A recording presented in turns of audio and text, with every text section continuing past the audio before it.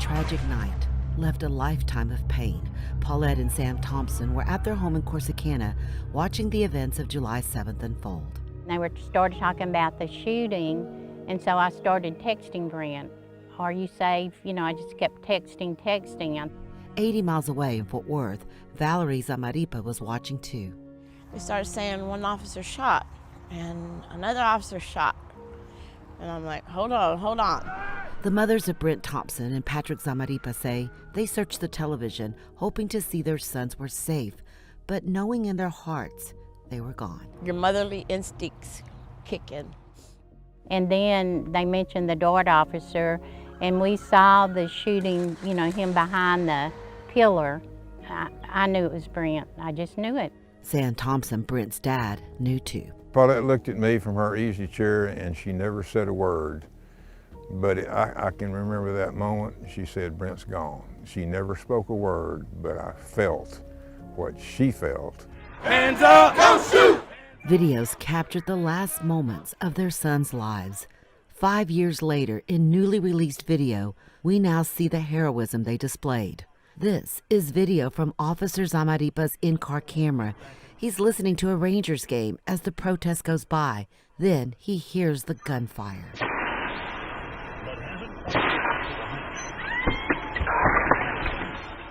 Within seconds of leaving his car to run towards the gunfire, Officer Zamarripa was shot.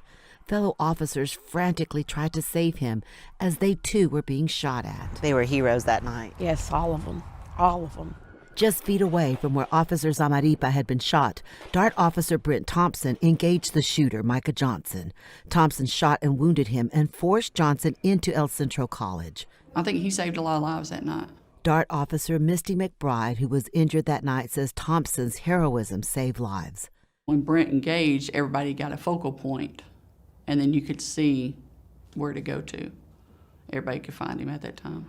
Brent Thompson's brother, Daryl, says he holds on to his brother's courage. You remember what he did and how important it was, the actions that he took and how many people he helped. And, you know, that's the thing that you don't want to forget about that night. It is a night the families and survivors won't forget. Valerie Zamarripa recalls the following scene at Parkland. I remember walking in that room and seeing people, and Christy, my daughter-in-law, said Patrick had been shot and he died. I wanted to scream. I wanted to fall to my knees, but I saw Lincoln, his daughter.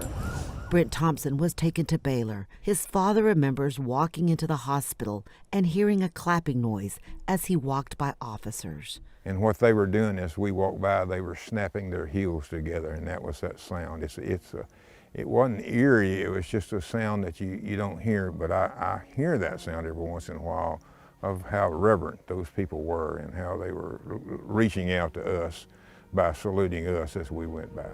The last 5 years have been rough for the Thompson family. Brent's brother Lowell died of pneumonia, and his 19-year-old son, William, died by suicide a year after his father's death. Could not live without his dad. They were inseparable. All three are buried at the family's cemetery. Their physical body is here, but they're in heaven. They're all together. There's a statue honoring Brent in downtown Corsicana. His family says it's a reminder of his sacrifice. Patrick Zamarripa was a Navy veteran and is buried at DFW National Cemetery. His mother says she takes comfort in the last words they spoke to each other. Our final words were, "I love you, Mom." The families want people to mark this day, remembering their sons who died as heroes. In Dallas, I'm Rebecca Lopez.